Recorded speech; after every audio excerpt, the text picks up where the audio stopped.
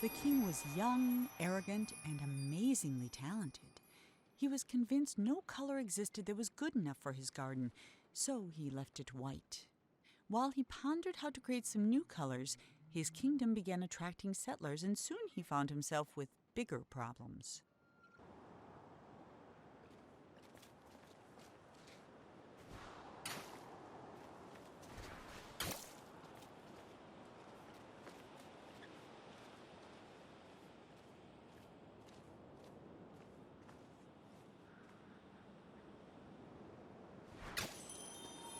The king's new subjects were tired of white. They were tired of tripping, of banging their shins, of misplacing their homes.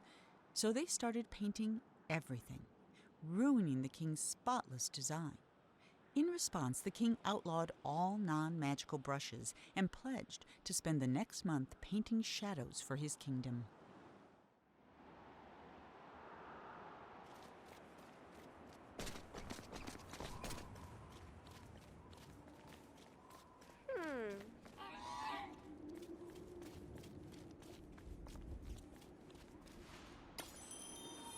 The labyrinth was designed to be beautiful, and it was.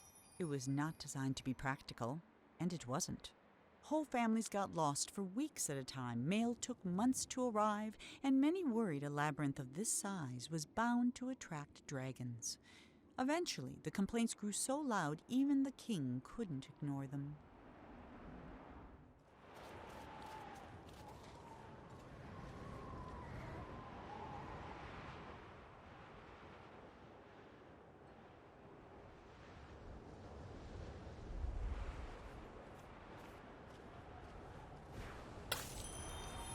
The king was so frustrated with the messy, demanding people of his kingdom that he decided to start over.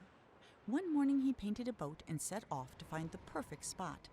He told himself he'd come back someday to finish what he had started, but of course, he never did.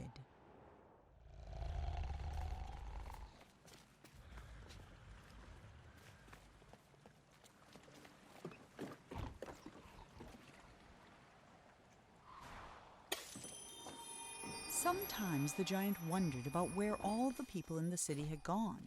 Mostly he worried they might come back and ask him to clean their gutters or put out their fires. But they never did, and that was why the giant, who was the laziest that had ever lived, was also the happiest.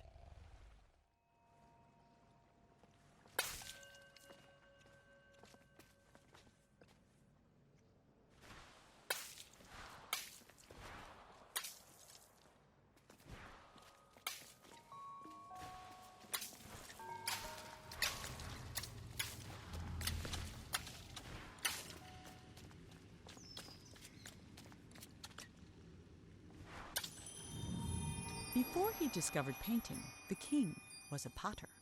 He loved the simplicity of a well-spun pot. So when his subjects complained that his new city was too austere and that there was nowhere to relieve themselves, the king ignored them. But when they started relieving themselves in his pots, the king hastily built them a sewer system.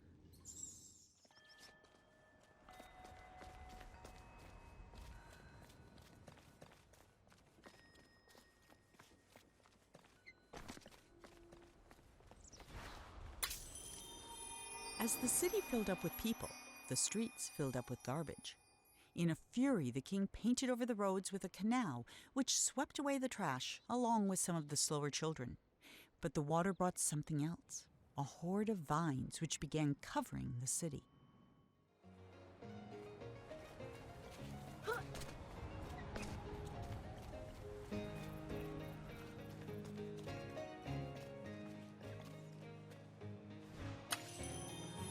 Unlike his nicely trimmed hedge maze, the vines refused to stay where the king wanted them.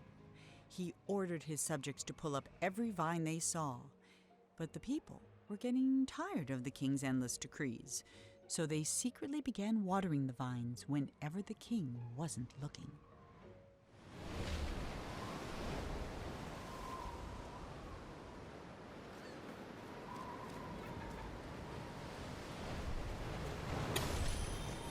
The king hated the sea, and all because of his very first castle.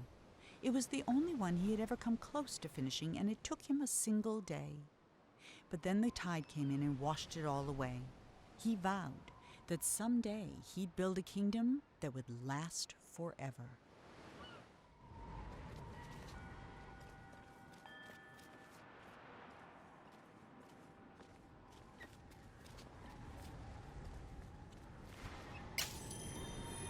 The vines were slowly burying the king and his city. No matter what he tried, the king couldn't stop them. So he decided to create something that could. He mixed in paint thinner, malice, and snot, and soon had the outlines of a pretty horrible creature. But it wasn't until the thing began to coil its tentacles and snap its jaws that the king understood what he had made. And for the first time in his life, the king was afraid.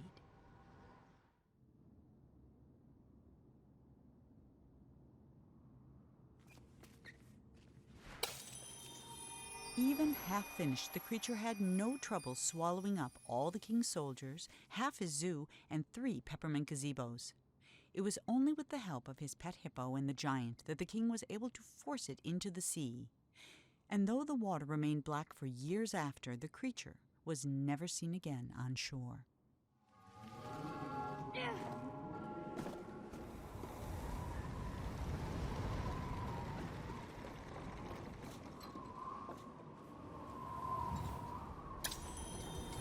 Within a short time, the king's subjects had all moved away, except the giant, who was quite loyal and also very lazy.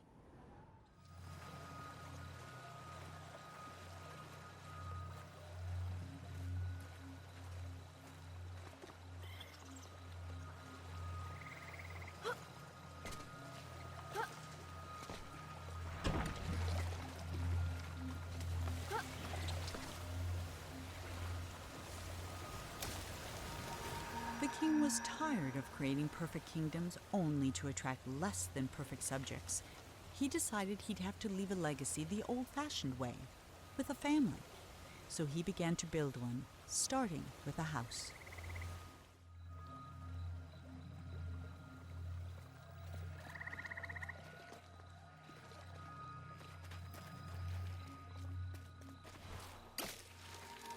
The king had never had much luck with people, so instead of trying to find a wife, he painted one. When she opened her eyes, the king was astonished. He had created a female version of himself. The king was in love.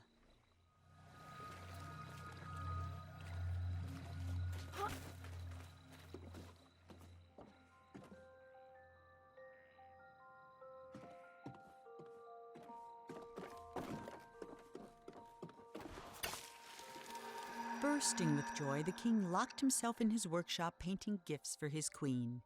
He never saw her lack of interest, though she made no effort to hide it. The only gift she kept was his first, a little silver paintbrush.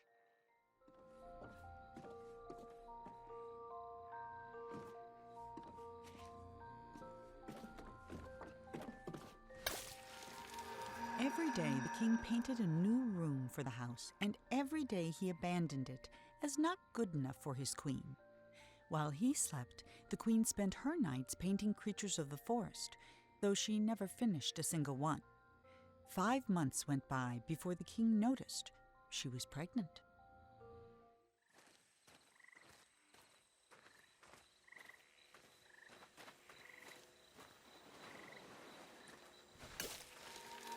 On the night before the queen was to give birth, she left. All she took was a single unfinished painting. When the king woke, he found no explanation, and he never did.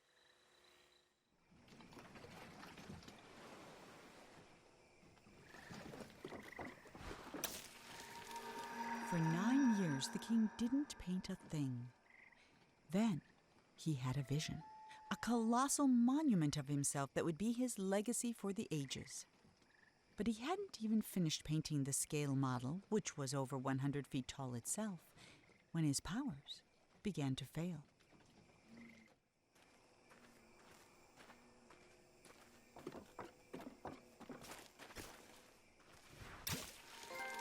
The king never finished another painting, Then one night he went to sleep and couldn't even finish his own dream, and he's been trapped inside it ever since.